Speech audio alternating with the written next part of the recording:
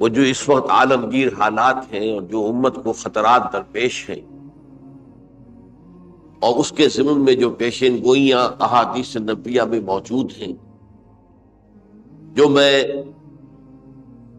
کم سے کم یوں سمجھیے کہ 25 برس سے بیان کرتا آ رہا ہوں، لیکن اب وہ چشم سر کے سامنے آ رہی ہے۔ پہلے وہ صرف یہ کہ انسان کو علمی اعتبار سے معلوم تھی، اب وہ صورتحال آنکھوں کے سامنے ہے۔ تو اس پر چونکہ گفتگو ہوتی رہی، لیکن ہر مرتبہ گفتگو کا اختتام اس پر ہوا کہ اس کا علاج کیا ہے، بچنے کا راستہ کون سا ہے۔ تو عام طور پر ایک لفظ پر توبہ، البتہ اس میں انفرادی توبہ، اجتماعی توبہ۔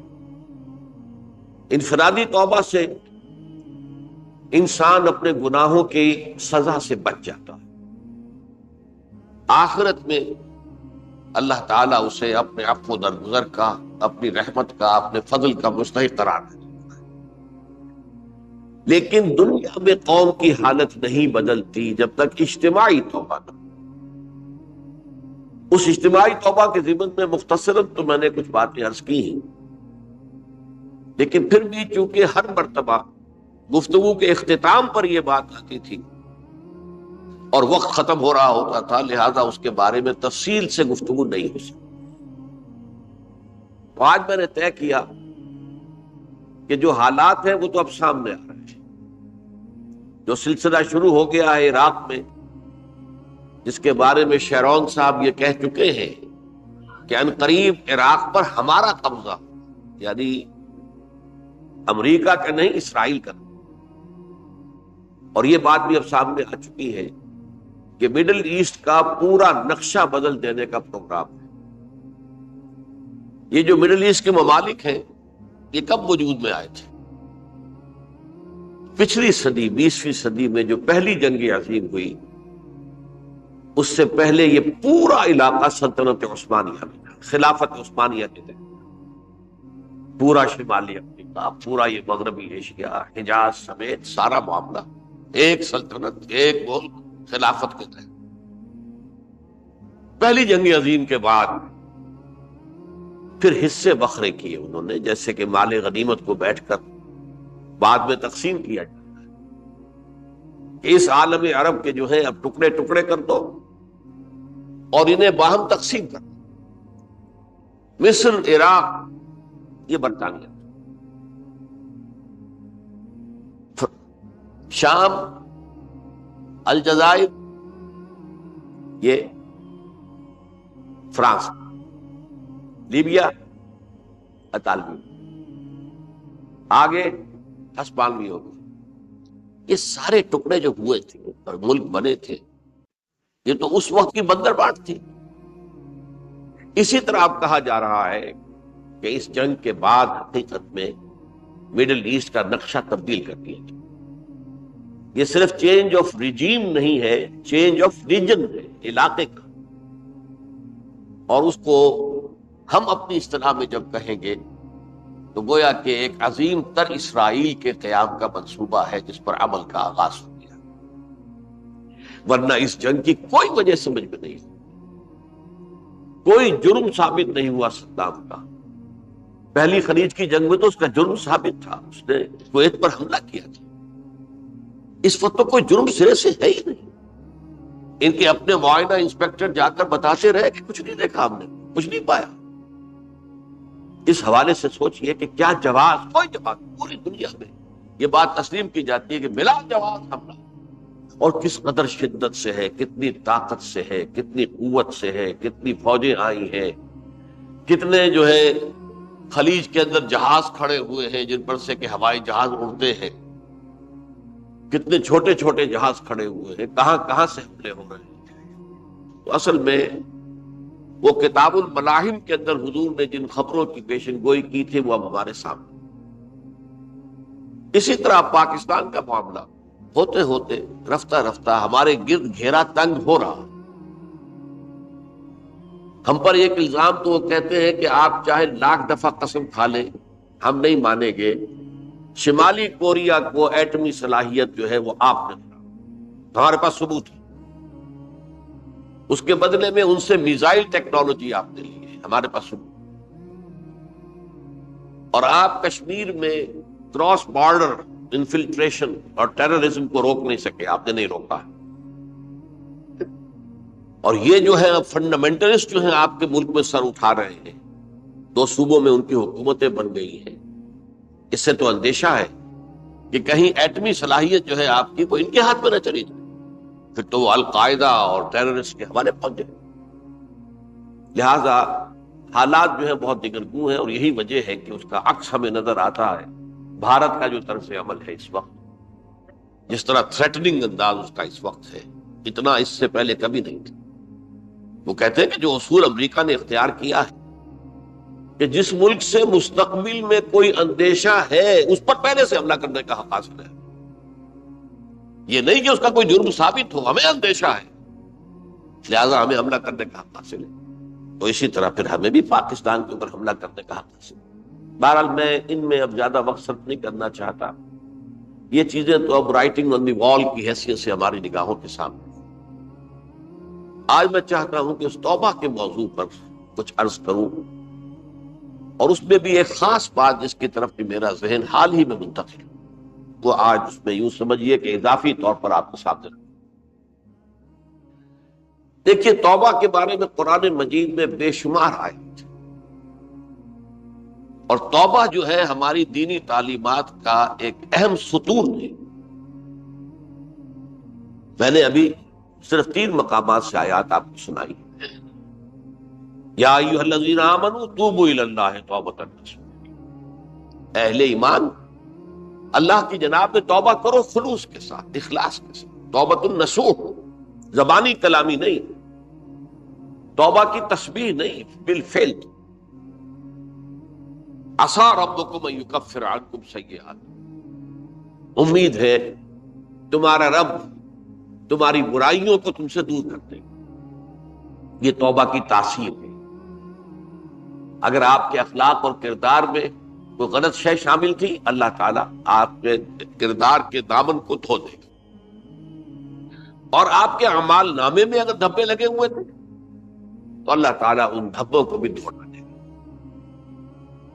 عسیٰ ربکم ان یکفر عنکم سیئاتکم ویدخلکم جنات تجری من تحتہا الانہار، تمہیں داخل کرے گا ان باغات میں جن کے دامن میں ندیاں بہتی۔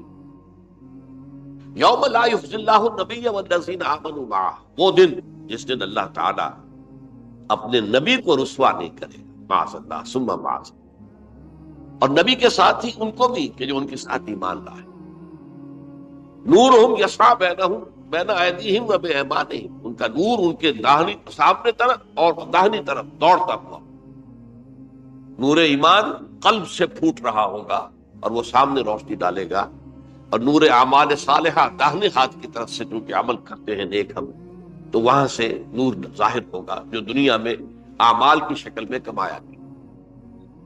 اور اس وقت یہ اہل ایمان کہتے ہوں گے، یقولون ربنا اتمم لنا نورنا واغفر لنا، اے اللہ ہمارے نور کو کامل فرما دے۔ اس کا پس منظر یہ ہے کہ ظاہر بات ہے کہ ایمان کے درجات بھی بے شمار ہیں۔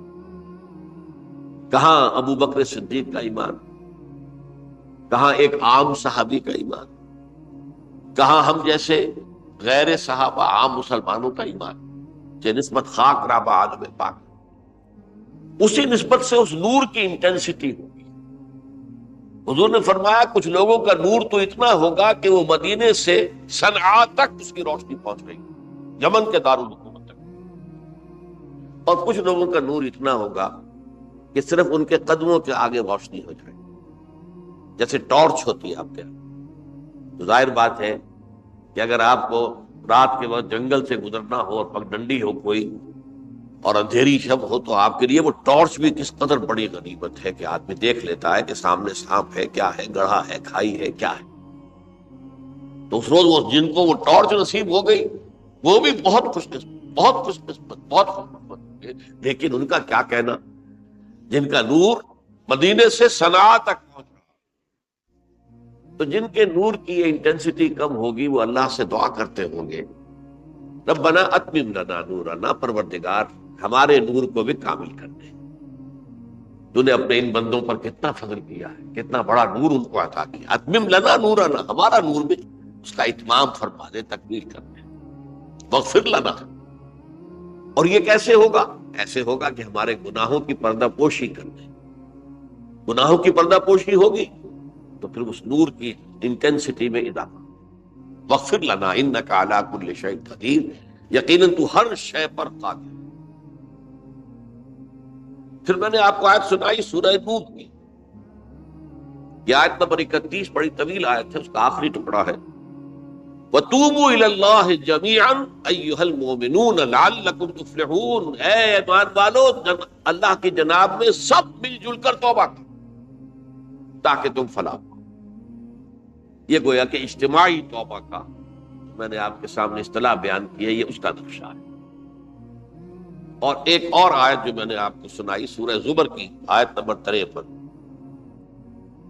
بعض لوگوں پر کچھ مایوسی طاری ہو جاتی ہے، ہم اتنے عرصے سے گناہ کرتے چلے آ رہے ہیں، کیسے معافی ہو، کیسے ممکن ہے، کیسے چھٹکارا ملے گا. ایسے لوگوں کے لیے، ان کے اطمینان کے لیے، ان کی دلجوئی کے لیے، ان کی تسلی کے لیے یہ آیت عظیم ترین آیات میں سے قرآن مجید. قل یا عبادی الذین اسرفوا علی انفسہم. اے نبی کہہ دیجئے، اے میرے وہ بندو جنہوں نے اپنی جانوں پر ظلم کیا ہے، ظلم اٹھایا ہے، زیادتی کی. تم اگر گناہ کرتے رہے ہو تو اپنی جان پر ظلم کیا ہے، میرا تو کچھ نہیں بگاڑا. اللہ تو غنی ہے، اس کی تو سلطنت میں کوئی کمی نہیں آتی. ایک حدیث قدسی میں الفاظ آئے ہیں، میرے بندو اگر تم سب کے سب، اولکم و آخرکم و انسکم و جنکم، تمام انس و جن اور اولین سے لے کر آخرین تک کسی بدترین انسان جیسے فاسق و فاجر ہو جائیں، سب ابلیس بن جائیں، تب بھی میری سلطنت میں کوئی کمی نہیں. اور اگر تم سب کے سب اولین و آخرین اور انس اور جن سب مل کر جو متقی ترین انسان ہو سکتا ہے ویسے بن جاؤ، ابو بکر صدیق بن جاؤ، تب بھی میری سلطنت میں کوئی اضافہ نہیں. تو اللہ تعالیٰ کا تو کچھ بگڑتا نہیں ہے. انسان گناہ کرتا ہے تو اپنا نقصان. قل یا عبادی الذین اسرفوا علی انفسہم، کہہ دیجئے اے نبی، اے میرے وہ بندو جنہوں نے اپنی جانوں پر ظلم کیا ہے، ستم کیا ہے، ظلم ڈھایا ہے. لا تقنطوا من رحمت اللہ. میں آج بعض حدیثیں اس موضوع پر آپ کو سناؤں گا، عجیب چشم کشا حدیثیں ہیں. میں نے چونکہ اس موضوع پر گفتگو کرنی تھی تو میں نے کچھ اس مرتبہ احادیث کا تفحص کیا. تو واقعہ یہ ہے کہ بعض احادیث پڑھ کر خود میری جو ہے میرے علم میں اضافہ ہوا، ادھر میری توجہ آج تک نہیں گئی تھی. لا تقنطوا من رحمت اللہ، اللہ کی رحمت سے مایوس مت ہو. ان اللہ یغفر الذنوب جميعا، اللہ تعالیٰ تمام کے تمام گناہ معاف کرتا.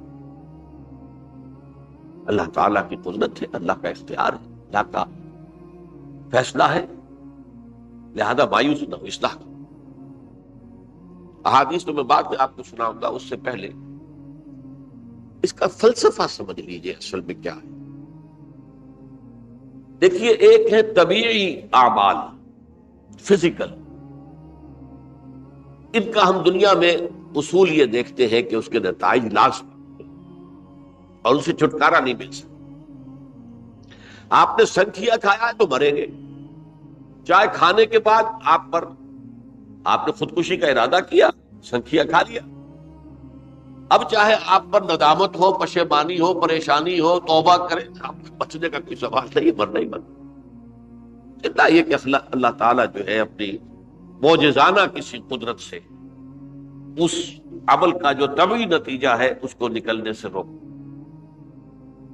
آگ کی فطرت ہے کہ وہ جلاتی ہے، اللہ کے حکم کے تحت حضرت ابراہیم کو اس نے نہیں جلایا. یا نار کونی بردن وسلام علی ابراہیم. لیکن یہ ہمیشہ نہیں ہوتا، یہ تو ایک دفعہ ہو گیا بس. اللہ جب چاہے اب بھی کر سکتا ہے، لیکن یہ روز روز نہیں ہوتا. روز روز جو بھی فزیکل لاز ہیں وہ چل رہے ہیں. اگر وہ نہ چلے تو کوئی سائنس پاسبل ہی نہ ہو، کوئی ٹیکنالوجی ممکن ہی نہ ہو. یہ تو ان فزیکل کیمیکل لاز جو ہیں ان کا دوام ہے کہ جس کی وجہ سے یہ ساری سائنس اور ٹیکنالوجی اب کہاں سے کہاں پہنچ رہی ہے کہ عروج آدم خاکی سے انجم سے ہمیں جاتے ہیں کہ یہ ٹوٹا ہوا تارا کہیں وہی کا عامل نہ بن جائے. تو یہ توبہ جو ہے فزیکل اعمال میں مفید نہیں ہے. چاہے آپ پر یہ احساس میں کیا کر بیٹھا، کیا میں نے کیا، کیوں میں نے کھا لیا، یہ سب کیا، تو اب اثر کر. جو اخلاقی اعمال ہے ان کا قانون یہ نہیں ہے. اخلاقی اعمال کے نتائج ختم ہو جاتے ہیں توبہ کے ساتھ. یہ ایک بہت بڑا قانون، بہت بڑا قانون. ایسا نہیں ہے کہ کسی گناہ سے انسان کی فطرت میں کوئی ایسی مستقل کجی واقع ہو جائے کہ جس کی اصلاح کی کوئی صورت ہی نہ ہو. یہ نہیں ہے. بڑے سے بڑے توبہ کرو، خلوص دل سے کرو. جو اس کے اصول ہیں، جو اس کے قواعد ہیں، جو اس کے ضوابط ہیں، جو اس کی شرائط ہیں، ان کو پورا کرو. تو بڑے سے بڑے اعمال، برے سے برے اعمال. میں حدیثیں آج آپ کو سناؤں گا، حیران. کیونکہ عام طور پر یہی ہوتا ہے کہ مواعظ میں چونکہ لوگوں کو اصلاح کی ترغیب دلانی ہوتی ہے تو وہ جو انذار کا پہلو ہے اسے زیادہ نمایاں کیا ہے. اللہ کی طرف سے شدید ذو انتقام، اللہ انتقام دینے والا، اللہ سزا دینے والا ہے. لیکن یہ دوسرا پہلو جو ہے وہ بھی اپنی جگہ پر بہت اہمیت کا کہ طبیعی اعمال کے نتائج اور عواقب اور اخلاقی اعمال کے نتائج و عواقب یہ ایک جیسے نہیں. اب اس معاملے میں تاریخ مذاہب عالم میں جو بہت بڑی غلطی ہوئی، تورات میں حضرت آدم اور حوا علیہ السلام سے جو غلطی اور خطا ہو گئی تھی، آپ اندازہ کیجئے کیا مقام اللہ نے عطا کیا تھا. سارے فرشتوں کو ان کے سامنے سجدہ کروا دیا تھا اور ایک ہی حکم تو دیا تھا نا کہ اس درخت کے قریب نہ جانا. اور تو ابھی کوئی شریعت نہیں تھی، کوئی لمبے چوڑے احکام نہیں تھے. کھاؤ جہاں سے چاہو، اس ایک درخت کے پیچھے پاس نہ جانا. وَلَا تَقْرَبَا هَٰذِهِ الشَّجَرَةَ فَتَكُونَا مِنَ الظَّالِمِينَ. اور وہی کام کر بیٹھے حضرت آدم اور حضرت حوا علیہ السلام. کتنا بڑا ہوگا. لیکن قرآن نے وضاحت کر دی کہ آدم نے توبہ کی، اللہ نے معاف کر دیا. اللہ تعالیٰ سے کلمات سیکھے. ندامت دل میں پیدا ہو گئی حضرت آدم، لیکن الفاظ نہیں تھے. کن الفاظ میں اللہ سے معافی مانگ. اسے خطا ہو گئی، بہت بڑی غلطی. وہ الفاظ بھی اللہ نے سکھائے. فَتَلَقَّىٰ آدَمُ مِن رَبِّهِ كَلِمَاتٍ. یہ ہے جس میں کہ وہ علامہ اقبال کا ایک شعر ہے ان کے نوجوانی کے دور کا، جس پر میں بھول رہا ہوں کہ داغ دہلوی تھے یا کوئی اور تھے کہ جنہوں نے علامہ سے کہا تھا میاں اس عمر میں اور یہ شعر. اس بڑی محفل میں بات آئی تھی کہ موتی سمجھ کے شان کریمی نے چن لیے قطرے جو تھے میرے عرق انفعال میں. انفعال کہتے ہیں عربی میں پشیمانی، شرمندگی. اور عام طور پر جو کسی انسان پر پشیمانی اور شرمندگی طاری ہوتی ہے تو پیشانی جو ہے اس پر کچھ پسینہ سا آتا ہے. تو قطرے جو تھے میرے عرق انفعال کے موتی سمجھ کے شان کریمی نے چن لیے. اللہ کے نگاہ میں ان کی اتنی قیمت، ان کی اتنی وقت میرے بندے نے پشیمانی اختیار کی ہے، اپنے اس غلط کام کے اوپر اسے رنج اور افسوس ہو رہا ہے. تو اللہ کی نگاہ میں اس کی یہ عظمت ہے، یہ قدرت. تو اللہ تعالیٰ نے جب حضرت آدم کے دل میں وہ پشیمانی پیدا ہو گئی تو الفاظ نہیں تھے. کن الفاظ میں؟ ہم کہتے ہیں نا کہ مجھے سمجھ نہیں آ رہا کہ میں کس منہ سے آپ سے بات کروں، میری یہ حیثیت نہیں ہے، میں کن الفاظ میں اپنی جو ہے خطا کا اعتراف کروں. تو اللہ نے وہ کلمات خود سکھا دیے. فَتَلَقَّىٰ آدَمُ مِن رَبِّهِ كَلِمَاتٍ فَتَابَ عَلَيْهِ إِنَّهُ هُوَ التَّوَّابُ الرَّحِيمُ. یہ چیز کہیں تورات جب دوبارہ مرتب ہوئی ہے تو وہ نکل گئی، اس میں رہ گئی، باقی اس میں شامل نہیں. یہ تاریخی اعتبار سے جان لیجئے تورات جو ہے وہ آج سے 2500 بلکہ 2600 برس قبل سے دنیا سے غائب ہے. یہ تورات کا جو نسخہ تھا یروشلم میں 587 قبل مسیح میں، جب نبوکدنضر نے، شاید آج کل آپ دیکھ رہے ہوں، یہ عراق کی جنگ میں عراق کے جو خاص ڈویژنز ہیں عراقیوں کے، ریپبلکن گارڈز کے، ان میں سے ایک کا نام جو ہے وہ نبوکدنضر ڈویژن ہے، ایک کا حمورابی ڈویژن ہے۔ حمورابی جو ہے عراق کا بہت پرانا بادشاہ تھا، اور تاریخ انسانی میں سب سے پہلا قانون اس نے مرتب کیا، حمورابی۔ یہ بہت پرانی تہذیب ہے، دنیا کی غالباً سب سے زیادہ اینشنٹ تہذیب جو ہے وہ عراق کی ہے۔ حضرت ابراہیم یہی پیدا ہوئے شہر عور میں۔ تو نبوکدنضر نے جب تباہ کیا تھا یروشلم کو، 6 لاکھ آدمیوں کو قتل کیا اور 6 لاکھ کو قیدی بنا کر لے گیا بیبیلونیا۔ بابل کا لفظ بھی آج کل آ رہا ہے، کسی زمانے میں وہ عظیم شہر تھا دنیا کا، وہ معمولی سا شہر رہ گیا ہے، نئے شہر بڑھ گئے۔ تو اس وقت سے اس نے جب یروشلم میں جو ہیکل سلیمانی حضرت سلیمان کی بنائی ہوئی مسجد تھی اس کو جب گرایا ہے، اس کے بعد سے وہیں پر وہ نسخہ رکھا ہوا تھا تھوڑا، پھر دنیا میں وہ نسخہ آپ نہیں گیا۔ یہودیوں کا کہنا ہے کہ موجود ہے مسجد اقصی کے نیچے، وہ جب اس نے گرایا تھا تو جو نیچے تہخانے تھے وہ نہیں گرے تھے، وہ محفوظ رہتے، اوپر ملبہ آ گیا، اور وہیں پر وہ تورات اور وہ تابوت سکینہ جس میں حضرت موسیٰ کا عصا بھی رکھا ہوا ہے، اور بہت سے وہ من اور سلوہ کے بھی کچھ نمونے رکھے ہوئے ہیں، وہ تابوت سکینہ اس کا قرآن مجید میں سورہ بقرہ میں ذکر ہے، وہ بھی موجود ہے۔ اور جو ربائی وہاں اس وقت تھے ان کے علماء، ان کی لاشیں بھی وہاں پڑی ہوئی ہیں، وہ جب ہم کھدائی کریں گے تو دنیا میں سامنے آ جائیں گے۔ لیکن بہرحال اس وقت جو مجھے کہنا تھا وہ یہ کہ چونکہ اصل تورات اس وقت گم ہو گئی، 150 سال کے بعد اسے پھر یادداشتوں سے کچھ مرتب کیا گیا تو اس میں غلطیاں پیدا ہوئی۔ اب انسانی یادداشت کا معاملہ آ گیا نا، انہی میں سے ایک بڑی غلطی یہ ہوئی، اومیشن یہ ہوئی کہ حضرت آدم نے جو توبہ کی اور اللہ نے قبول فرما لیا، اس کا ذکر اس میں نہیں۔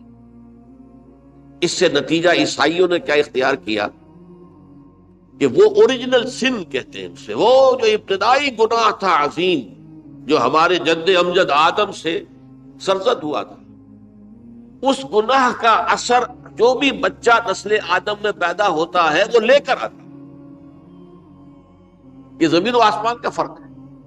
اسلام کے نزدیک ہر بچہ جو پیدا ہوتا ہے وہ معصوم ہے، بلکہ مسلم ہے۔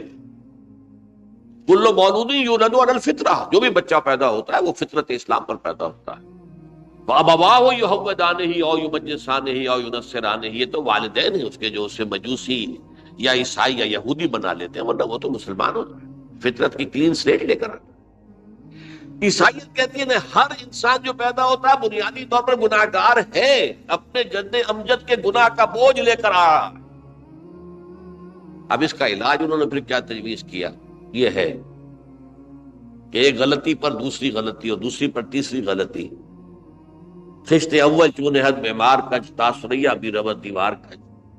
اب اللہ نے جب دیکھا اب تو ہر بندہ جو ہے آدم کی اولاد کا بنیادی طور پر پیدائشی طور پر گناہ گار ہے، تو اب کیا کیا جائے؟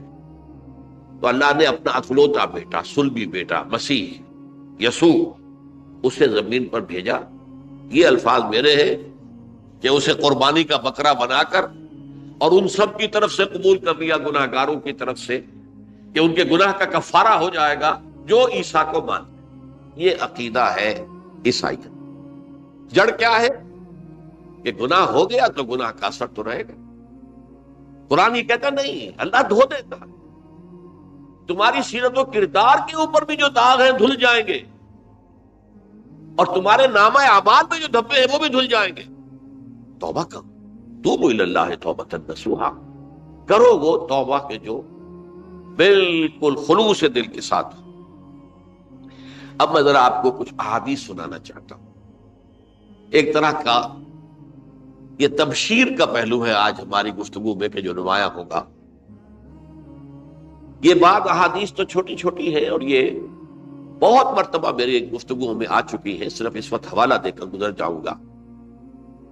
یہ ترمذی اور ابن ماجہ میں حضرت انس ابن مالک رضی اللہ تعالی عنہ سے روایت ہے، حضور نے فرمایا کل بنی آدم خطاؤون وخیر الخطائین التوابون، تمام بنی آدم خطا کار ہیں، خطا کار بھی نہیں، بہت خطا کار، بہت خطا کار، لیکن ان خطا کاروں میں بہتر لوگ وہ ہیں کہ جو خوب توبہ کرتے ہیں، غلطی ہو گئی توبہ کر۔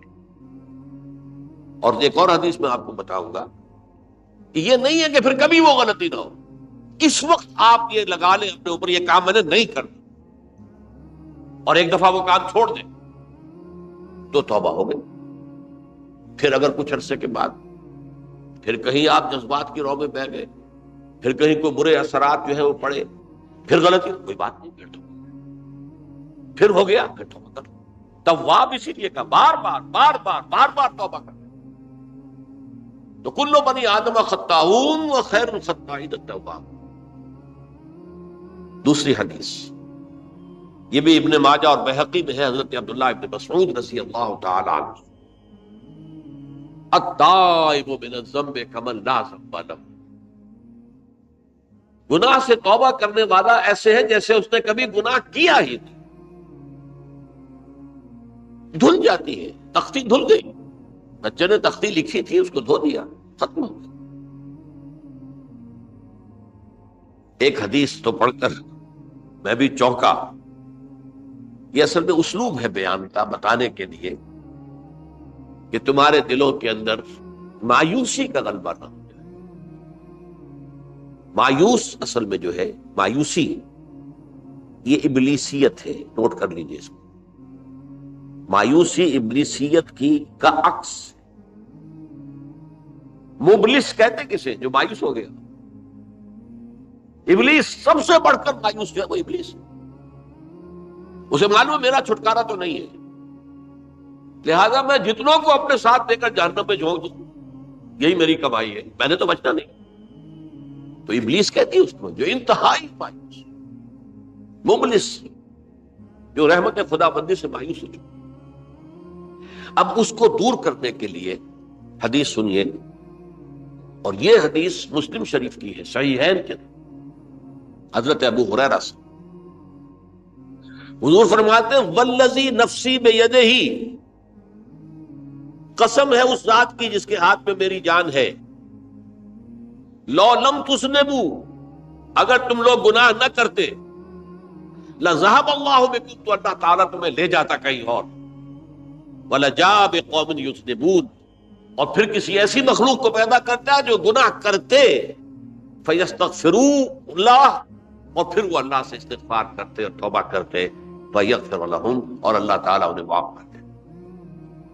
تو میں نے عرض کیا کہ یہ بعض چیزیں ہوتی ہیں کہ جن کا واقع سے کوئی تعلق نہیں ہوتا، لیکن ایک زور بیان کے لیے، ایک بات کو ایمفیسائز کرنے کے لیے، جیسے قرآن مجید میں آتا ہے، اے نبی کہہ دو ان کان للرحمن ولد فانا اول العابدین، اگر اللہ کا کوئی بیٹا ہو تو میں سب سے پہلے میں اس کو پوجوں گا۔ جب میں اللہ کو پوجتا ہوں تو اللہ کا اگر کوئی بیٹا ہوتا تو کیا میں اسے نہ پوچھتا؟ لیکن نہیں ہے۔ اب یہ نہیں ہے، نفی کے لیے زور دیا کہ اگر اللہ کا کوئی بیٹا ہوتا، لو کان للرحمن ولد فانا اول العابدین۔ اسی طرح یہ ہے کہ اگر انسان گناہ نہ کرتے اور گناہ کے بعد توبہ کر کے اللہ تعالیٰ کی شان غفاری کا ظہور نہ ہوتا، یہ بھی ایک عجیب فلسفے کی بات ہے، اللہ نے یہ کائنات کیوں پیدا کی؟ قرآن مجید میں اس کو براہ راست ایڈریس نہیں کیا گیا اس مسئلے کو، میرے علم کی حد تک، ہو سکتا ہے کہیں بہت خفی انداز میں ہو اور ابھی تک میری نگاہ سے بھی جو ہے وہ چھپا رہ گیا، ہو سکتا قرآن مجید کے غامض نکات ایسے ہو سکتے۔ کوئی شخص، میں تو کہتا ہوں کہ اگر کوئی شخص کہتا ہے، میرے بارے میں ایک عالم دین نے کہہ دیا تھا کہ اسے قرآن پر بڑا عبور حاصل ہے، تو میں نے انہیں پیغام پہنچایا، جن صاحب نے مجھے ان کا یہ جملہ سنایا تھا کہ آپ نے قرآن کی توہین کی ہے، قرآن پر عبور کسی انسان کو نہیں۔ عبور کا مفہوم کیا ہے؟ دریا کے دو کنارے ہیں، آپ اس کنارے سے اس کنارے چلے گئے تو آپ نے عبور کیا دریا۔ قرآن کے کنارے ہیں ہی نہیں، لا پیدا کنار۔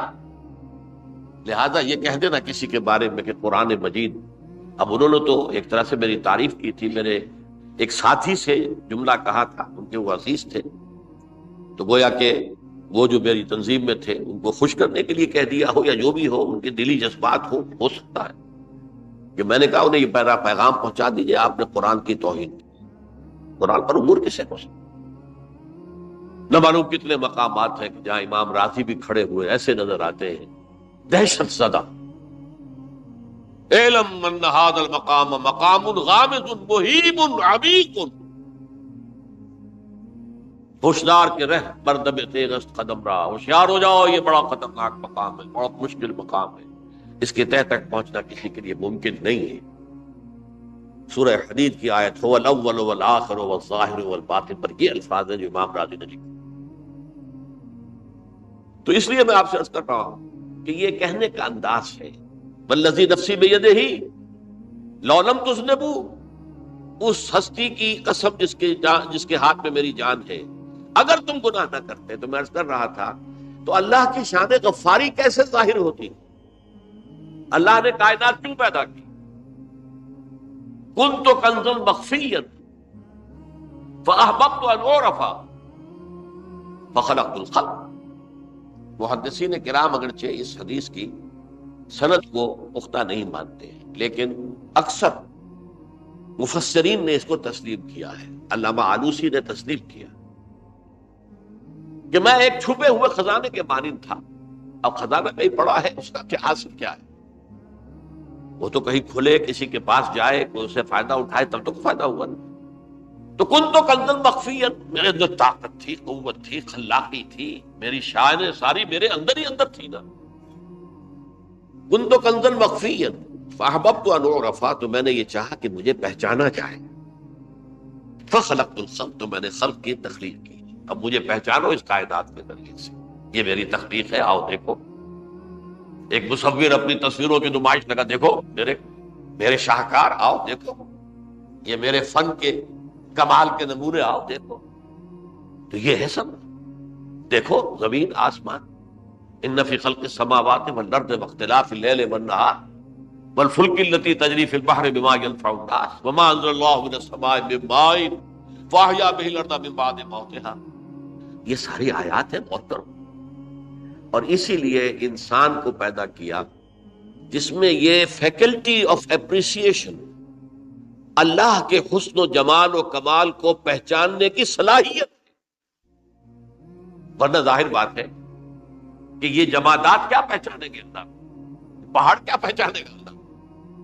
اللہ کو پہچاننے کی صلاحیت انسان۔ تو یہ چونکہ ایک فلسفہ ہے باقاعدہ، یہ اللہ نے تعالیٰ، اسی سے میں کہہ رہا ہوں اگر گناہ نہ ہوتا اور پھر توبہ نہ ہوتی اور میں اس کو معاف نہ کرتا تو میری شان غفاری کا ظہور کیسے ہوتا؟ میری شان ہے نا، غفار بھی ہوں، ستار بھی ہوں، اس کا ظہور کیسے ہو؟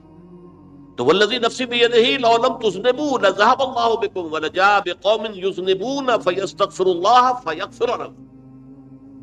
اگر تم لوگ گناہ نہ کرتے تو اللہ تمہیں ختم کر کے کوئی اور ایسی مخلوق پیدا کرتا کہ جو گناہ کرے اور پھر وہ توبہ کرے اور اللہ اسے معاف۔ اسی سے ملتی جلتی ایک حدیث ہے، یہ امام احمد اور امام بہقی لائے ہیں، اور اس کے راوی حضرت علی ہے رضی اللہ تعالی عنہ۔ ان اللہ یحب العبد المؤمن المفتن التواب، اللہ تعالیٰ کو بہت محبت ہے، یحب۔ اب دیکھیے ایک طرف وہ آیات ذہن میں لائیے، اللہ تعالیٰ کن سے محبت کرتا ہے؟ واللہ یحب المحسنین، یا وہ لوگ ان اللہ یحب الذین یقاتلون فی سبیلہ صفا کانہم بنیان مرصوص، اللہ محبت کرتا ہے اپنے ان بندوں سے جو اس کی راہ میں جنگ کرتے ہیں صفے باندھ کر، گویا سیسا پلائی ہوئی دیوار ہے۔ یہ ہے مثبت کام، نیک کام، محسنین، اللہ کی راہ میں قتال کرنے والے۔ یہاں اس کے برعکس کہا جا رہا ان اللہ یحب، اللہ تعالیٰ محبت کرتا ہے اپنے اس بندے سے، العبد المومن، جو مومن ہو۔ اس کی ایک اور بڑی پیاری حدیث آئے گی، المفتن التواب، جو بہت فتنوں میں مبتلا ہو جاتا ہو اور پھر بہت توبہ کرتا ہو، مفتن التواب، لیکن ساتھ ہی پلٹتا ہو، رجوع کرتا ہو، پھر اللہ کے حضور میں حاضر ہوتا ہو، پھر معافی مانگتا ہو۔ اللہ تعالیٰ کو اپنا ایسا بندہ بہت پسند ہے۔ اب میں کچھ اور حدیثیں آپ کو سنا رہا ہوں۔ توبہ کا دروازہ دو اعتبارات سے کہا گیا ہے کہ ایک وقت آنے پر بند ہو جائے۔ ایک حدیث کے تو الفاظ میں نوٹ کر کے نہیں لایا ہوں کہ اللہ تعالیٰ نے توبہ کا ایک دروازہ اتنا چوڑا کھلا رکھا ہوا ہے کہ جس کو عبور کرنا جو ہے وہ سال ہر سال میں ممکن ہو، اور یہ بند نہیں ہوتا جب تک کہ سورج مغرب سے طلوع نہ ہو جائے۔ یہ قیامت کی جو آخری قریب قیامت کی جو آخری نشانیاں ہیں ان میں سے وہی حدیث میں آپ کو سنا رہا ہوں۔ عن ابی ہریرہ رضی اللہ تعالی عنہ، اور یہ مسلم شریف کی روایت ہے، من تاب قبل ان تطلع الشمس من مغربها تاب اللہ علیہ، سورج کے مغرب سے طلوع ہونے سے قبل تک جو لوگ توبہ کریں گے اللہ تعالیٰ ان کی توبہ قبول کر لے گا۔ البتہ جب وہ قیامت کی وہ نشانی ظاہر ہو جائے کہ سورج مغرب سے طلوع ہو رہا ہے، اب دروازہ توبہ کا بند ہے۔ اب اس کے بعد اگر توبہ کوئی کرتا ہے تو اللہ تعالیٰ اس کی توبہ کو قبول نہیں کرے۔ یہ تو اجتماعی سطح پر ہوئی، انفرادی سطح پر۔ عن عبداللہ ابن عمر رضی اللہ تعالی عنہما عن النبی صلی اللہ علیہ وسلم قال ان اللہ عز وجل یقبل توبۃ العبد ما لم یغرغر۔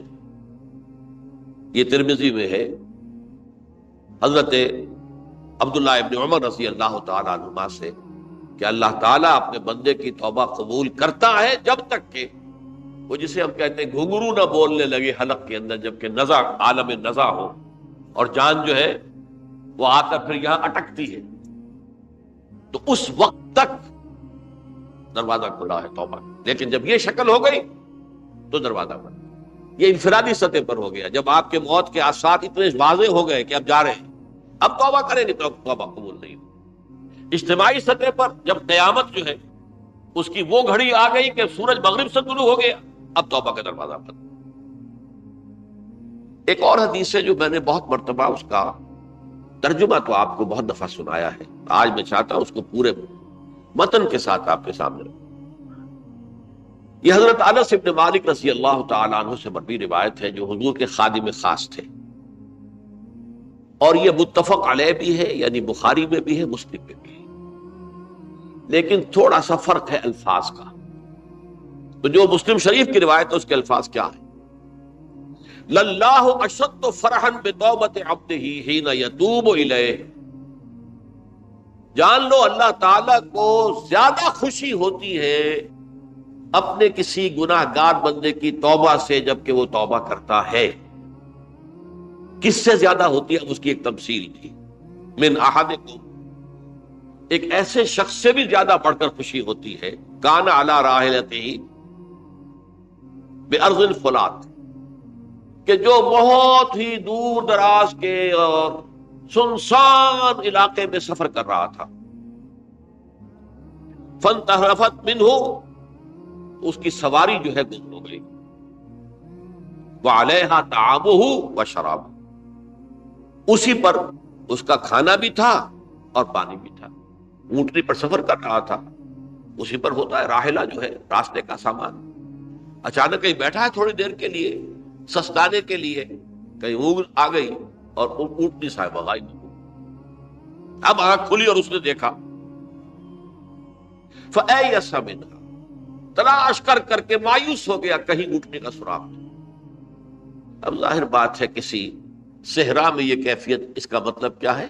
یقینی موت۔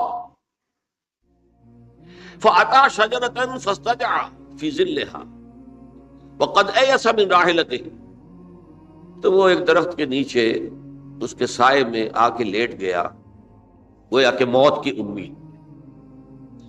فَبَيْنَهُمَا وَهُوَ كَذَلِكَ إِذْ هُوَ بِهَا قَائِمَةٌ عِندَهُ، اس کی کہیں دوبارہ آنکھ لگی ہے، جو کھولا تو دیکھتا ہے اونٹنی تو موجود ہے، کھڑی ہے، تو وہ فوراً اس کی وہ جو رسی ہے وہ پکڑتا ہے، فَأَخَذَ بِخِتَامِهَا ثُمَّ قَالَ مِن شِدَّةِ الْفَرْقِ، اب جو اسے مسرت ہوئی اس کا آپ اندازہ کر سکتے ہیں، ایک یقینی موت کا معاملہ آ چکا تھا، اور اچانک اللہ تعالیٰ نے وہ کھوئی ہوئی اونٹنی جو ہے وہ واپس دلا دی. تو وہ کہنا تو یہ چاہتا تھا اللہ تو میرا رب ہے، میں تیرا بندہ ہوں، لیکن جسے ہم کہتے ہیں کہ خوشی کی انتہا فرط مسرت میں ایسی زبان لڑکھڑائی، اس نے کہا اللہم انت عبدی وانا ربک، اے اللہ تو میرا بندہ ہے، میں تیرا رب. یہ کہہ بیٹھا. تو یہ کیا ہے؟ فرط مسرت، جسے آپ خوشی کی انتہا، کہ جس میں انسان جو ہے اتنی بڑی خطا کر بیٹھتا ہے. اللہ کو اپنے کسی گناہ گار بندے کی توبہ سے اس سے بھی زیادہ خوشی. اب ظاہر بات ہے کہ یہ تماثیل کس لیے ہے؟ بعض لطائف، بعض حقائق اتنے لطیف ہوتے ہیں کہ ان کو بیان نہیں کیا جا سکتا بتمام و کمال، تو مثالوں کا سہارا لیتے ہیں. اللہ کو کتنی خوشی ہوتی کیا سمجھے گے؟ لہذا یہ مثال تو سمجھ میں آ گئی نا کہ ایک لقودق صحرا میں انسان سفر کر رہا تھا، ایک ہی اونٹنی ہے، اسی پر اس کا پانی ہے، اسی پر اس کا کھانا ہے، کہیں ٹھہرا ہے تھوڑی دیر کے لیے، اونٹنی غائب، اور اس کے بعد تلاش کر کے شمال مغرب جنوب ہر طرح دیکھ لیا، اب تک کہیں اونٹنی کا سراغ نہیں. اب موت کے انتظار پہ لیٹ گئے کہ اچانک دیکھتا ہے کہ اونٹنی موجود. تو وہ اس شدت فرح میں یہ کہہ بیٹھتا ہے اللہم انت رب انت عبدی وانا ربک انا للہ و انا الیہ راجعون. اب دیکھیے ایک حدیث وہ آ رہی ہے، اور اس کو یوں سمجھیے، اللہ تعالیٰ نے جو انسان پیدا کیے ہیں ان کے مزاج مختلف ہیں. ان میں کچھ لوگ ہوتے ہیں جو قوی ہوتے ہیں ارادے کے، جو فیصلہ کر لیا ڈٹ گئے. کچھ لوگوں میں وہ قوت ارادی اتنی مضبوط نہیں ہوتی، وہ ادھر ادھر سوچتے رہتے ہیں. کچھ لوگ جسمانی طور پر بہت توانا ہوتے ہیں، کچھ لوگ جسمانی طور پر پیدائشی طور پر کمزور ہوتے ہیں. تو اگر کوئی قوت ارادی کمزور رکھنے والا شخص ہے، وہ بھی تو اللہ کی تخلیق ہے، اللہ کا بندہ ہے، خطاؤں کا ظہور ہو جاتا، توبہ کرتا ہے، پھر کچھ عرصے کے بعد پھر خطا کا ظہور ہو جاتا، پھر توبہ کرتا. تو ہم تو یہ سمجھیں گے کہ ایک حد کے بعد پھر اس کی توبہ قبول نہیں ہونی چاہیے. لیکن حدیث سنیے، وعن ابی ہریرہ رضی اللہ تعالی عنہ قال قال رسول اللہ صلی اللہ علیہ وسلم ان عبدا اذنب ذنبا، یقیناً ایک بندہ جو ہے وہ ایک گناہ کرتا ہے، فقال، پھر وہ کہتا ہے رب، اے میرے پروردگار، اذنبت فاغفر لی، مجھ سے گناہ ہو گیا ہے، مجھے معاف کر دیجیے. فقال ربہ، تو پروردگار یہ کہتا ہے اعلم عبدی ان لہ ربا یغفر الذنب ویاخذ بہ، میرا یہ بندہ یہ جانتا ہے کہ اس کا ایک رب ہے جو گناہ معاف بھی کر سکتا ہے اور سزا دے بھی سکتا ہے. کیا معنی ہوگا؟ گناہ اس نے کیا ہے لیکن جانتا ہے اللہ کہ وہ معاف بھی فرما سکتا ہے، تبھی تو وہ اللہ سے معافی کی درخواست کر رہا ہے. اس کے اس جاننے کی بنیاد پر، اس کے اس علم کی بنیاد پر، اس کے اس ایمان کی بنیاد پر فرمایا غفرت لعبدی، میں نے اپنے بندے کو معاف کر دیا. ثم مکث ما شاء اللہ، پھر وقت گزرا جتنا کہ اللہ نے چاہا. ثم اذنب ذنبا، پھر اس سے گناہ ہو گیا. فقال رب اذنبت ذنبا فاغفر، پھر کہتا ہے پروردگار مجھ سے گناہ ہو گیا، پھر مجھے معاف فرما دے. فقال ربہ، اللہ فرماتا ہے عالم عبدی ان لہ ربا یغفر الذنب ویاخذ بہ، میرا بندہ ہے نا جو جانتا ہے کہ اس کا ایک رب ہے، ایمان باللہ اس کے اندر ہے، تبھی تو پکار رہا ہے، اور یہ بھی جانتا ہے کہ وہ گناہ معاف بھی کر سکتا ہے اور چاہے تو پکڑ بھی سکتا ہے، سزا بھی دے سکتا ہے. تو فرمایا، اللہ تعالیٰ فرماتے ہیں میں نے فرمایا کہ میں نے معاف کر دیا. ثم مکث ما شاء اللہ، پھر ایک عرصہ گزرا اس کے بعد. ثم اذنب ذنبا، پھر اس نے گناہ کیا. قال رب اذنبت ذنبا آخر، اس نے کہا پروردگار میں نے تو پھر ایک اور گناہ کر دیا، فاغفر لی، مجھے بخش دے. فقال اعلم عبدی ان لہ ربا یغفر الذنب ویاخذ بہ، میرا بندہ جانتا ہے نا کہ اس کا ایک رب ہے جسے وہ پکار رہا ہے، کہ اور وہ جانتا ہے کہ اسے اختیار حاصل ہے کہ چاہے تو بخش دے اور چاہے تو پکڑ دے. اس کے اس علم، اس ایمان کی بنیاد پر میں نے اسے معاف کر دیا. ایک اور حدیث، میں نے چونکہ اس گفتگو کے لیے ان احادیث کا تفحص کیا ہے، یہ تو بہت ہیں حدیثیں، میں نے ان میں سے کچھ چنی ہے. ہمارے پاس واعظ ناصح وہ بھی کسی شخص کو روکتے رہے، برائیوں سے روکتے رہے، نہیں رکتا تو کہیں غصے میں آ کے اللہ تجھے کبھی معاف نہیں کرے. یہ کتنا بڑا جرم ہے، اس کا اندازہ کیجئے اس حدیث سے. تم میرے بندے کو میری رحمت سے مایوس کر رہے،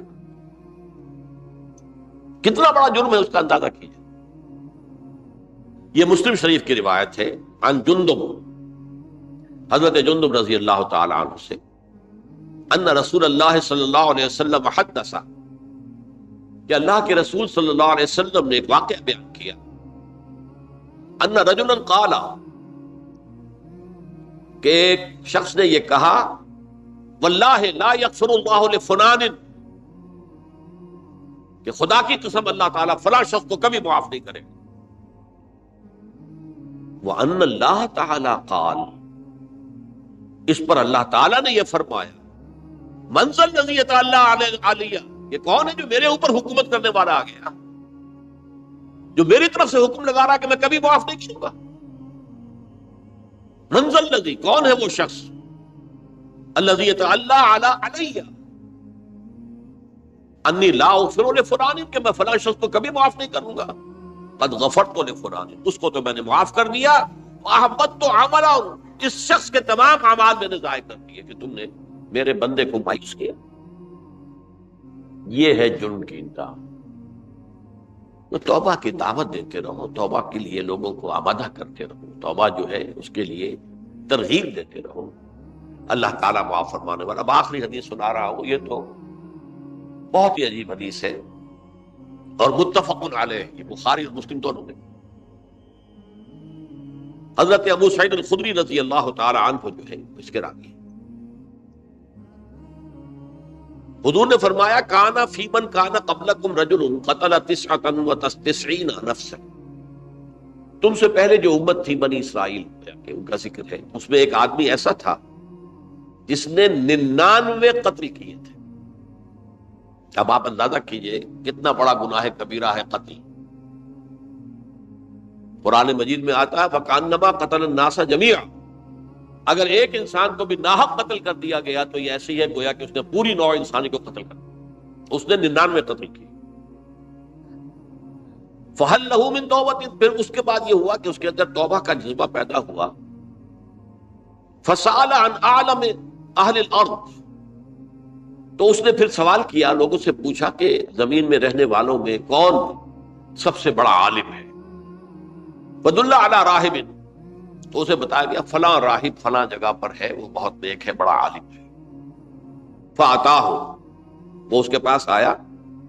فَقَالَ أَنَّهُ قَتَلَ 99 نَفْسًا فَهَلْ لَهُ مِن تَوْبَةٍ، انہوں نے کہا دیکھیے راہب صاحب، میں نے 99 انسان قتل کیے، اب مجھے یہ بتائیے کہ میرے لیے توبہ کا کوئی امکان ہے؟ فقال لا، اس نے کہا نہیں. فقتلہ، اس نے اس کو بھی قتل کر دیا. فکمل بہ 100، اپنی سینچری مکمل کر لی، مطلب 99 کے بعد ایک ہی کسر تھی، اس کو بھی قتل کیا، 100 پورے کر لیے. ثم سأل عن عالم اہل الارض، پھر اس نے پوچھا کوئی اور کوئی بڑے عالم انسان ہو. فدل علی رجل عالم، پھر اس کی رہنمائی کی گئی ایک بڑے عالم شخص کی طرف.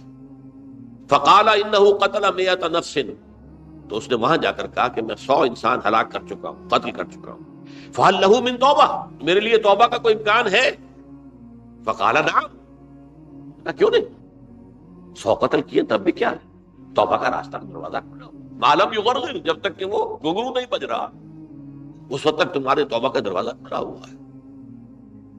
فرمایا نعم، ومن يحول بینہ وبین التوبہ، تمہاری توبہ کے درمیان اور تمہارے درمیان کون حائل ہو سکتا ہے، توبہ کا دروازہ کھلا ہے.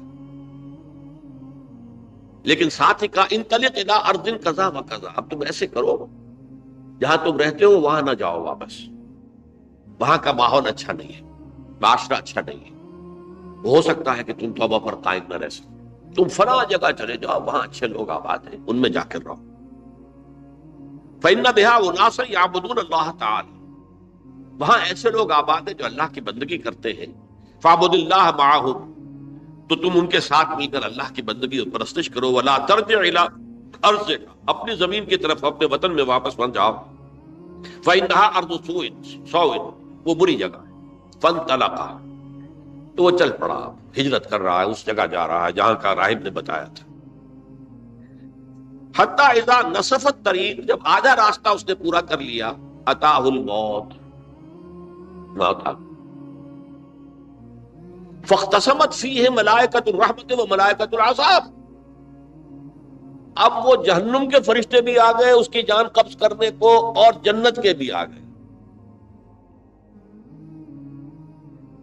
فقالت ملائکۃ الرحمہ، رحمت والے جو فرشتے ہیں جنت والے، انہوں نے کہا جا تائبا مقبلا بقلبہ اللہ تعالی، یہ شخص توبہ کر کے اللہ تعالیٰ کی طرف ہجرت کر رہا تھا، اس لیے اس کی نیت کی بنیاد پر اب یہ جنتی ہے، لہذا اس کی روح ہم قبض کریں گے۔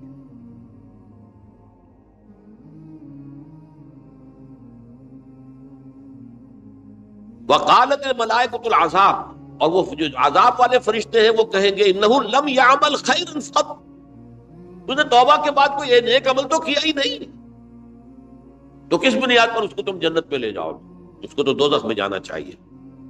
فاتاہ ملک فی صورت آدمی، تو ان کے پاس اللہ نے ایک اور فرشتے کو بھیج دیا آدمی انسانی شکل کے اندر، فجعلوا بینہم، تو ان فرشتوں نے کہا بھائی ہمارا فیصلہ کرا دو، اس کی روح ہم لینا چاہتے ہیں یا ہم لینا چاہتے ہیں، انہیں حکم بنا دیا۔ فقال قیسوا ما بین الارضین فإلی ایتہما کان اقرب، کہ تم فاصلہ ناپ لو جہاں سے وہ چلا ہے اور جہاں جا رہا تھا، اور یہاں اس کی موت ہو رہی ہے، تو کون سا فاصلہ زیادہ ہے؟ جب ناپا گیا، بلکہ ایک حدیث میں آتا ہے کہ اس پر اللہ نے زمین کو جو ہے حکم دے دیا، ایک طرف والی زمین تو سکڑ جا، دوسری والی جو ہے تو پھیل جا، تاکہ وہ جو جدھر جو جا رہا تھا وہ زیادہ قریب ہو جائے بنسبت اس کے کہ جہاں سے چلا تھا۔ تو اس فیصلے پر پھر جو فرشتے تھے جو کہ رحمت کے فرشتے تھے وہ اس بندے کو لے گئے جنت۔ یہ ہے توبہ کی عظمت اور اس کی تاثیر۔ اب آئیے اجتماعی توبہ کا طریقہ کار جو میں نے بہرحال بیان کیا ہے۔ پہلے افراد توبہ کریں اور صحیح توبہ کریں۔ صحیح توبہ کیا ہے؟ ہماری زندگیوں میں کوئی حرام شے ہے فوراً نکال باہر، ہماری معاشرت میں اور اس معاشرے میں رہتے ہوئے جو قانون ہے جس کے ہم پابند ہیں، ہم کسی زانی کو رجم نہیں کر سکتے، ناممکن ہے، یہ تو قانون ہی بنے گا تب ہوگا۔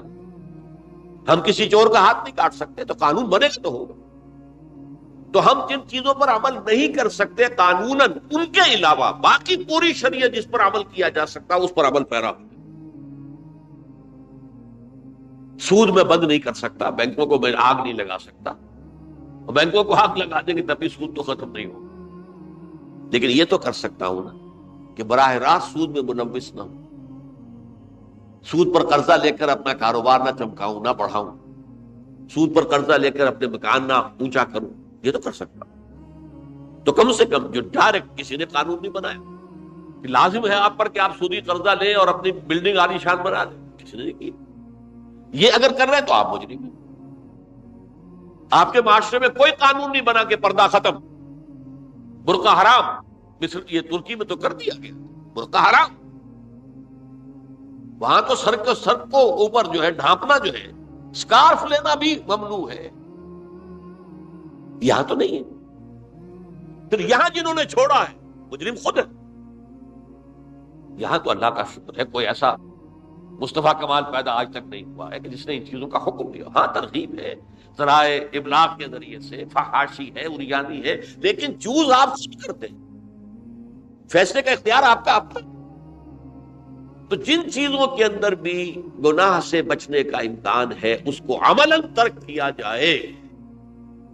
اور نمبر 2، عزم مصمم کر لیا جائے کہ اللہ اب بقیہ زندگی جتنی بھی ہے اس میں اپنی توانائیاں، اپنی قوتیں، اپنی صلاحیتیں صرف کروں گا تیرے دین کی تبلیغ اور تیرے دین کے قائم کرنے کی جدوجہد. عزم مصمم.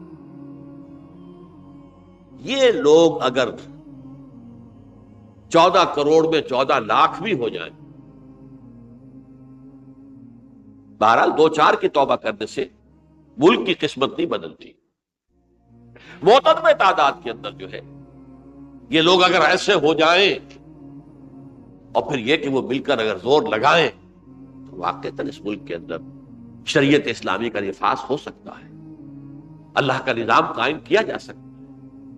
یہ ملک بنایا اسی لیے گیا.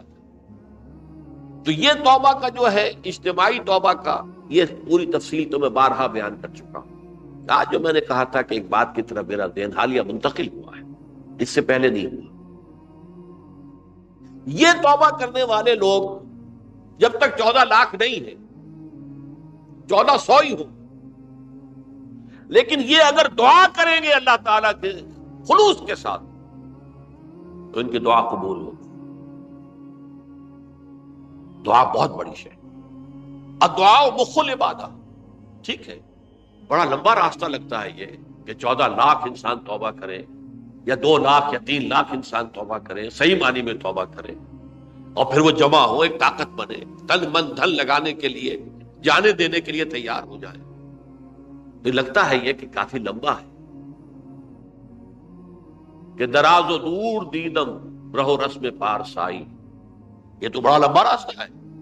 اسی سے لوگ کہتے ہیں کہ پھر کیا حل ہوا؟ تو حل جو ہے تو کوئی عملی حل تو نہیں ہوا. اس میں میرا ذہن منتقل ہوا ہے دعا. اجیب دعوت الداعی اذا دعان امن یجیب المضطر اذا دعا.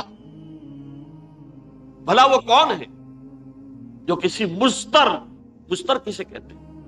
ایک شخص نہایت پریشان حال ہو گیا، نہایت پریشان حال، اور میں اللہ کو پکارے، پروردگار تو میری دستگیری فرما. اللہ کسی اور طرف مجھے کوئی توقع نہیں رہی، کوئی نہیں رہا جس سے مجھے کوئی امید. یہ مضطر اضطرار کی حالت میں آ کر جب بالکل بے چین ہو کر اللہ کو پکارتا ہے تو اللہ اس کی دعا قبول کرتا ہے. اور دعا کی حد یہاں تک بھی آتے ہیں الفاظ کہ لا یرد البلاء قضاء الا بالدعاء. تقدیر الہی کو بھی اس لیے 2 حصوں میں تقسیم کیا گیا. تقدیر مبرم، ایک تو اللہ کا وہ فیصلہ ہے جو ٹل نہیں سکتا کسی صورت میں. ایک تقدیر معلق ہوتی ہے تو صحیح اللہ کا فیصلہ، لیکن اس میں تبدیلی ہو سکتی ہے. یہ جو تقدیر معلق ہوتی ہے اس میں دعا انتہائی مؤثر شے ہے. لا يرد البلاء الا لا يرد القضاء الا بالدعاء. قضا جو ہے وہ نہیں بدل سکتی سوائے دعا. اس دعا کی تو کم سے کم ہم منادی کریں، لیکن پہلے شرط وہی ہے، ورنہ وہ دعا نہیں ہے، ورنہ وہ توبہ نہیں ہے. توبہ صحیح ہو، حرام سے اپنے وجود کو، اپنے گھر کو پاک کریں، اس کے بغیر کچھ نہیں. اس کے بغیر تو جیسے کہ کہا گیا سورہ مائدہ میں قل یا اہل الکتاب لستم علی شیء حتی تقیموا التوراۃ والانجیل. اے نبی ان سے کہہ دیجئے، اے اہل کتاب تمہاری کوئی حیثیت اللہ کی نگاہوں میں نہیں ہے، تمہاری کوئی دعا اللہ کے ہاں قابل پذیرائی نہیں ہے جب تک کہ تم تورات اور انجیل کو قائم نہیں. لہذا دعائیں تو نہ بنو. 30 لاکھ آدمی جو ہے حج کے موقع پر کیسی کیسی دعائیں مانگتے ہیں. کہاں جا رہی ہیں دعائیں؟ کہاں ہیں ان کی قبولیت کے آثار؟ توبہ صحیح ہو. اور توبہ کے بارے میں آج میں نے امکانی حد تک آپ کے سامنے آج ترغیب و تشویق کا پہلو رکھا ہے. مایوسی اس کو کہا بھی جاتا ہے، مایوسی کفر ہے. اور میں نے آپ سے کہا آج لا تقنطوا من رحمت اللہ ان اللہ یغفر الذنوب جميعا. 99 قتل کیے ہوں، 100 قتل کیے ہوں، تب بھی توبہ کرو گے تو اللہ توبہ قبول فرمائے. اور کس شان کے ساتھ قبول فرمائے گا اس حدیث کے اندر آیا، متفق علیہ حدیث، صحیح بخاری اور صحیح مسلم کے اندر ہے. تو اگر ہم اس توبہ کی منادی کریں نمبر 1، اور جو لوگ توبہ کریں صحیح معنی میں، ایک طرف تو وہ جد و جہد شروع کر دیں اللہ کے دین کے قائم کرنے کی جد و جہد، اس میں پیچھے نہ رہے، لیکن اس اثنا میں جو دعائیں وہ کریں گے، اللہ تو نے یہ ملک ہمیں عطا کیا تھا، ہم نے اپنے زور بازو سے اسے نہیں حاصل، یہ سلطنت خدا داد پاکستان، اور اے اللہ ہے خاصہ خاصان رسول وقت دعا ہے، امت پہ تیری آ کے جب وقت پڑا ہے، میں اپنے احساسات جو ہیں آپ کے سامنے الفاظ میں بیان نہیں کر سکتا۔ یہ جب یروشلم کی تباہی ہوئی تھی جس کا میں نے ذکر کیا ہے، 6 لاکھ انسان قتل ہوئے تھے، اور 6 لاکھ کو نبوکدنضر جو تھا وہ ہانک کر بھیڑوں بکریوں کی طرح بیبیلونیا لے گیا تھا، اس سے پہلے کتنے ہی نبی اہل کتاب کے وہ کہتے رہے تھے کہ ہوش کرو، توبہ کر لو، بلکہ ایک جگہ کے الفاظ یہ ہیں، درخت کی جڑ پر کلہاڑا رکھا جا چکا ہے، اب بھی ہوش میں آ جاؤ، ہوش میں نہیں کر، دنیا پرستی جو بھی ان کے نفس پرستی جو بھی ان کے اوپر مسلط ہو چکی تھی، اس نے انہیں توبہ نہیں کر، تباہی اور بربادی ہو گئی۔ آج ہماری نگاہوں کے سامنے عراق کے ساتھ کیا ہو، بغیر اس کے کہ کوئی جرم ہو، بغیر اس کے ہم تو بڑے بڑے جرم کر چکے ہیں ان کی نگاہ میں۔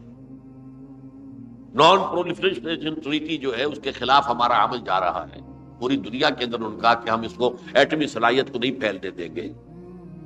وہ ایک خاص وقت میں افغانستان میں انہیں ہماری ضرورت تھی، اپنے اصل دشمن یو ایس ایس آر اپنے مقابل کی طاقت کو ختم کرنے کے لیے، اس وقت انہوں نے اپنا منہ جو ہے پھیر لیا تھا، نہیں دیکھا تھا، اور ہمارے ہاں اللہ کی یہ رحمت آ گئی کہ ایٹمک صلاحیت بھی حاصل ہوئی، اور پوری دنیا میں شاہ عبداللہ نے کہا تھا، پرنس عبداللہ نے، کہ یہ آپ کا نہیں ہے، یہ جو نواز شریف صاحب سے جب اس کا ہم نے دھماکہ کیا، یہ بم آپ کا نہیں ہے، یہ پوری امت مسلمہ کا بم ہے۔ کیسے یہ برداشت کر سکتے ہیں یہودی اور یہودیوں کے اعلی کار عیسائی، خاص طور پر Protestants, west white Anglo Saxon Protestants, تو سمجھ لیجئے کہ پاکستان کی جڑوں پر بھی تیشہ رکھا جا چکا۔ یہ میرے احساسات کی اس سے کم میں تعبیر ہو نہیں سکتی، لیکن اب بھی امکان ہے، اب بھی امکان۔ توبہ کرو، توبہ کراؤ، مل جل کر طاقت بنو، کوشش کرو کہ یہاں اسلام کا نظام آ جائے، اور اس اسنا میں بھی دعا کرو اللہ تعالیٰ سے کہ اللہ ہمیں مہلت عطا فرما دے، ہمیں کچھ اور مہلت عطا فرما دے، اے اللہ ہمیں کچھ اور مہلت عطا فرما دے۔ بارک اللہ لی ولکم فی القرآن العظیم ونفعنی وإیاکم بالآیات والذکر الحکیم۔